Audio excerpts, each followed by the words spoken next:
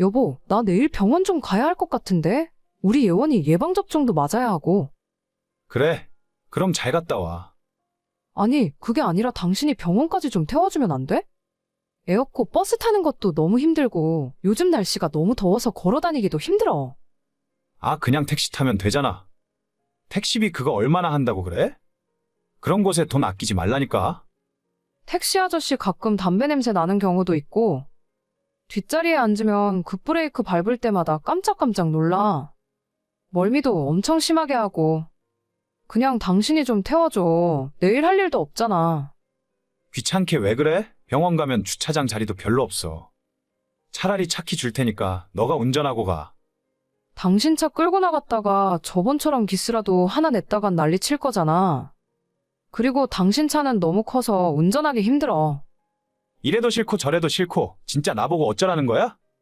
그냥 한번 태워주면 안 돼? 나 병원 가서 치료 좀 받고 우리 딸 예방접종 해야 한다는데 병원까지 운전해주는 게 그렇게 힘든 일이야? 너는 내가 쉬는 날까지 가만 놔두질 않는구나? 늦잠 좀 자고 편하게 쉬게 제발 혼자 택시 타고 가. 아니면 내 차 운전해서 가라니까. 그러지 말고 전 그러면 나 차 한 대 사주면 안 돼? 비싼 것도 필요 없고 중고로 경차 하나만 사줘. 어차피 큰 차는 운전 못하니까. 차는 무슨 차야? 너가 어딜 그렇게 쏘다닌다고 차가 필요해? 그냥 택시 타라니까. 택시는 가끔 이상한 사람 걸리면 피곤하다니까. 괜히 하기 싫은 대화도 해야 하고. 뒤에 타면 멀미를 얼마나 하는데. 잠깐 타면 되는 걸 무슨 차까지 사달라고 그래? 차 사면 돈이 얼마나 많이 나가는지 알아? 그냥 차값만 내고 타는 게 아니라니까 그러네. 기름에 보험에 중고차 사면 뭐 어디 고장 날 때마다 수시로 돈 깨져. 그래도 내가 어딜 나가지 못하잖아. 당신한테 한번 태워달라고 하면 이렇게 짜증을 내는데. 그냥 택시 타. 그게 돈 버는 거야. 나중에 당신 육아휴직 끝나고 회사 복귀하면 당신 버는 돈으로 그때 차 사던가. 진짜 너무하네. 저는 남편과 결혼한 지 3년 된 30대 초반의 여자예요. 결혼하기 전에는 각자 직장 생활을 하고 있었고, 저도 그때는 차를 하나 끌고 다니고 있었습니다. 좋은 차는 아니고 중고로 구입한 작은 모닝이라는 자동차였는데, 그 차를 타고 출퇴근도 하고 주말이면 놀러도 다니고, 정말 많은 추억을 쌓았어요. 그런데 결혼을 하게 되면서 보통 남편 차로 다녔고, 제 차는 거의 운행을 하지 않은 채 주차장에서 먼지만 쌓여가고 있었습니다. 이렇게 놔두는 것도 낭비다 싶어 중고로 팔아버렸고 그때 그 돈을 보태서 남편 차를 큰 걸로 바꿨습니다. 그 이후로 저는 지금까지 차를 운전하지 않았어요. 그런데 올해 초 아이가 태어나고 나니 은근히 돌아다닐 일이 많아지더라고요. 병원도 다녀야 하고 친정이나 시댁에 갈 일도 있는데 그때마다 아이를 데리고 대중교통을 타는 것이 힘들었습니다. 갓난 아이와 함께 버스 정류장에서 기다리는 것도 불편한 일이고 택시를 타면 여러 가지 불편한 상황이 생각보다 많았습니다. 탔을 때 안에서 담배 냄새가 나거나 급정거 급출발을 하는 바람에 뒷자리에 앉아 멀미를 하는 경우도 있었죠. 그래서 남편 평일 쉬는 날에 태워달라는 부탁을 했었는데 그럴 때마다 항상 짜증스러운 반응 때문에 말하는 것도 쉽지 않습니다. 자기 와이프 자기 아이를 태워주는 건데 왜 저렇게 싫어하는지 모르겠어요. 치사한 소리 하기도 싫고 그냥 내가 운전하고 다니는 게 낫겠다 싶었습니다.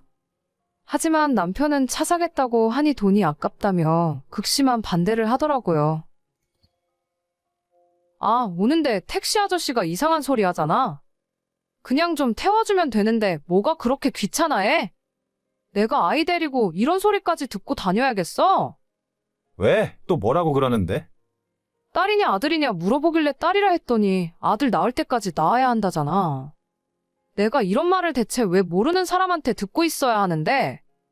그거야 그 사람이 이상한 거지. 누군지 알지도 못하는데 그딴 소리를 왜 했을까? 택시기사 번호 알아놨어? 내가 항의 전화라도 하던가 해야지. 아, 됐어. 벌써 갔는데 뭐. 아, 말할 때마다 담배 냄새는 얼마나 나는지. 자꾸 운전하면서 뒤돌아보고 말 걸고 우리 애 만지려고 하잖아. 진짜 짜증나 죽겠다. 너가 좀 참아. 이런 사람도 있고 저런 사람도 있는 거지. 뭘 그렇게 일일이 까칠하게 반응하고 그래. 그러니까 나 차 하나 살래? 중고차 사면 될 거 아니야? 우리가 지금 중고차 살 돈이 어디 있냐?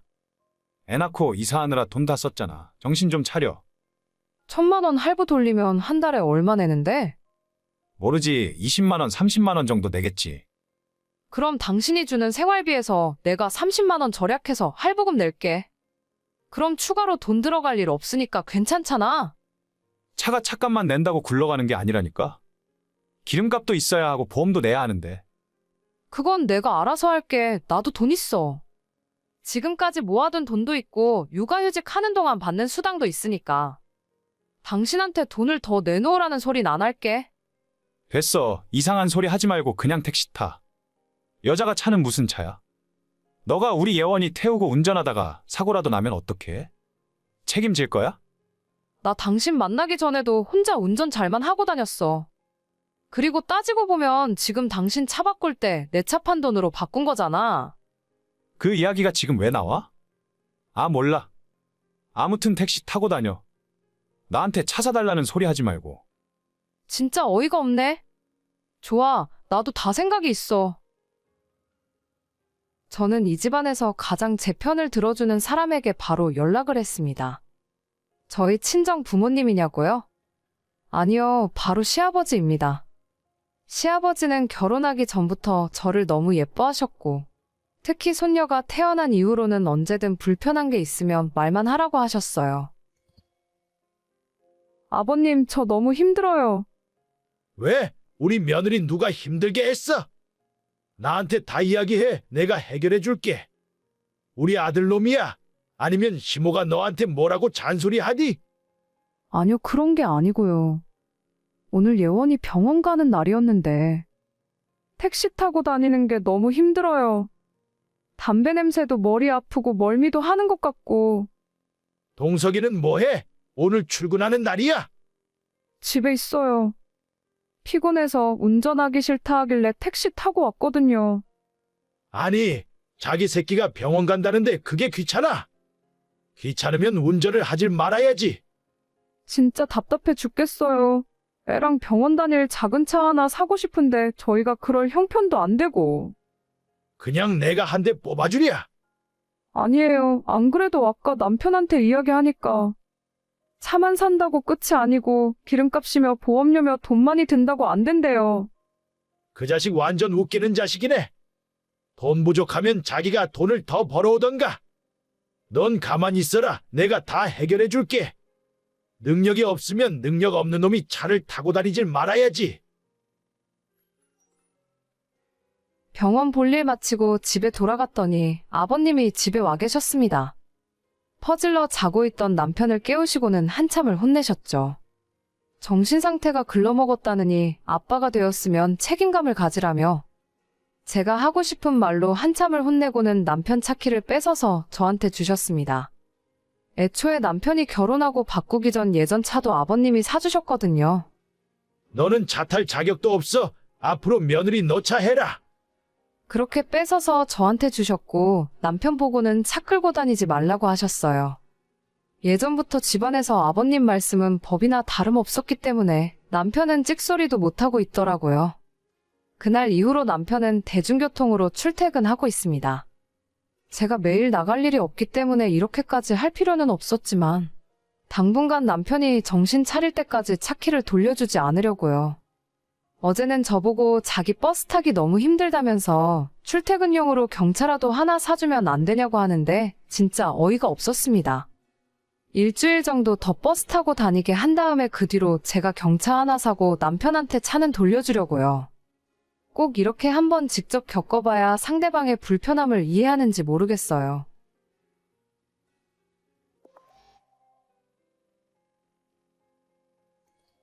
다음 주 화요일에 제사 있는 거 알지? 이번에는 성은이 할머니 제사야. 내가 낮에 웬만한 준비는 다 해놓을 테니까 퇴근하고 성은이랑 같이 천천히 건너와. 어머님이 그걸 혼자 다 어떻게 하시려고요? 작년에 무릎 수술하시고 몸도 안 좋으시면서 제가 반차 내고 오전 근무만 마치고 갈게요. 저랑 같이 해요. 매번 너만 고생시키니까 내가 미안해서 그러지. 동서는 이번에도 안 온대요. 응, 방금 전에 연락 왔는데 요즘 회사가 바빠서 맨날 늦게 퇴근한다더라고. 다음 주에도 맨날 야근한다고 못 온다는데. 그래서 그냥 내가 혼자 준비하려고 했지. 아니, 동선의 회사 바로 옆에 있는데 제가 알기로는 그럴 리가 없어요. 그 회사 다니는 제 친구한테 한번 물어볼까요? 아니다. 걔도 나름대로 힘드니까 그러겠지. 그냥 첫째, 너도 일찍 올 생각하지 말고 퇴근하고 나서 저녁에 천천히 와. 와서 저녁이나 먹고 가. 아니에요, 어머님. 저 일찍 끝낼 수 있으니까 점심때쯤 갈게요. 저랑 장 보는 것부터 같이 해요. 내가 미안해서 그러지. 괜찮아요. 다음 주 화요일에 다시 전화 드릴게요. 저보다 4년 늦게 이 집안으로 시집을 온 동서는 정말 얌체라는 말밖엔 달리 표현할 말이 없습니다. 자기가 받아야 할 건 악착같이 다 받아내고 그만큼 시댁에 해야 할 일은 아무것도 하지 않으려고 했어요.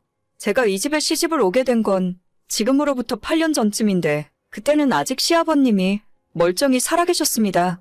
60대 초반의 나이에 직장도 다니고 계셨고 저희 결혼한다고 말씀드렸더니 집 구하는데 보태라며 1억을 만들어서 주셨어요. 당시에 정말 큰 돈이었고 시댁 형편을 남편에게 들어서 대충 알고 있던 저는 너무 감사한 마음뿐이었죠. 시어머니도 시집살이 시키는 분도 아니었고 명절 때도 힘든 일은 먼저 해놓으실 정도로 자식들, 며느리들 눈치 많이 보며 사시는 분입니다. 시부모님 두 분 모두 좋은 분들이라 제가 이 집안 며느리로서 잘하려고 노력하며 살았어요. 하지만 결혼 2년 만에 아버님이 갑자기 돌아가셨고 시댁 상황은 그 후로 많이 기울었습니다. 어머님도 평생 집에서 전업주부로 살림만 하셨었는데 그 뒤로는 지금까지 식품회사 공장에 다니면서 생활비를 벌어야 하는 상황이시죠. 갑자기 소득이 줄어버리니 살고 계시던 33평짜리 아파트도 매달 갚아야 하는 대출금이 부담스러워서 25평으로 집을 줄이셨어요. 아버님 퇴직금도 있고 보험금도 나오긴 했는데 어머님 노후 준비가 완벽하게 되었다고는 하기 힘듭니다. 그런 상황에서 4년 전 시동생이 결혼을 한다고 했고 저희 결혼할 때 시아버님께서 1억을 해주셨다는 걸 알게 된 동서가 자기도 1억 해주지 않으면 결혼 안 하겠다고 난리를 피웠어요. 어머님이 굉장히 난감해 하셨는데 동서가 형님네랑 차별받기 싫다고 하운하겠다고 하니까 어쩔 수 없더라고요. 결국 어머님이 돈을 만들어 오셨고 저희도 가만히 있기 민망한 상황이라서 당시 어머님에게 1,500만 원을 뒤로 돌려드렸습니다. 그렇게 받아낼 거 다 받아서 결혼했으면 적어도 며느리 노릇은 똑바로 해야 할 것 아닙니까? 동서, 이번에도 회사가 그렇게 바빠? 네, 형님, 말도 마세요. 맨날 야근 시키고 이제는 아예 주말 출근하라는 소리까지 나오더라고요. 내가 그 회사 아는 사람한테 물어봤는데 요즘 바쁜 시기는 아니라던데? 부서마다 하는 일이 달라서 그래요. 저희 팀은 진짜 바쁘고 정신 하나도 없거든요. 그래도 다음 주 화요일에 시댁 제사는 와야 하지 않을까? 와서 음식은 안 하더라도 동서가 자리는 지켜줘야지. 저는 어차피 이 집안 자식도 아닌데요, 뭘. 며느리는 절도 안 하는데 제가 가서 뭐 하겠어요? 회사도 너무 바쁘고 피곤해서 늦게까지 시댁에 있으면 힘들어서 좀 그래요. 형님은 가시게요? 그냥 어머님 혼자 하게 놔두시지. 나는 좀 일찍 가서 도와드리려고. 알겠어. 바쁠 텐데 쉬엄쉬엄해 동서. 네, 형님도 일 천천히 하세요. 동서 말대로 만약 저까지 못 가겠다고 하면 아마 시모 혼자서 하실 겁니다. 그런 일로 잔소리하는 분도 아니고 어차피 며느리한테 힘든 일도 안 시키세요. 그런 어머님 성격을 알기 때문에 동서가 더 저렇게 마음대로 할 수 있는 거고요.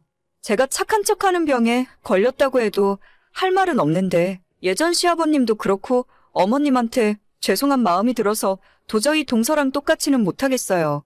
실제로 제가 반찬내고 아무리 빨리 시댁으로 가더라도 어머님이 항상 저보다 빠르시기 때문에 음식할 준비도 대부분 해놓으셨고 저는 그저 전 조금 부치고 옆에서 도와드리는 정도입니다.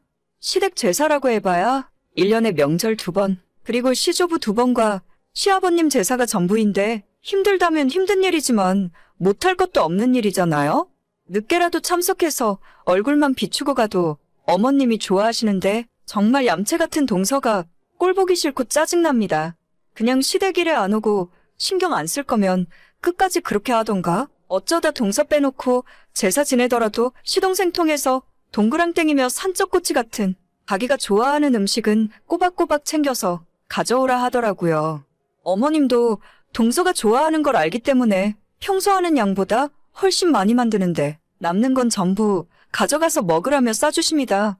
어쩌다 제가 시어머니한테 스킨로션 같은 작은 선물이라도 받아오면 어떻게 알았는지 시어머니에게 연락해서 왜 형님만 선물 주시냐고 서운하다며 난리를 치는 바람에 어머님이 동서를 위해 따로 똑같은 선물을 사서 줘야 할 정도였어요.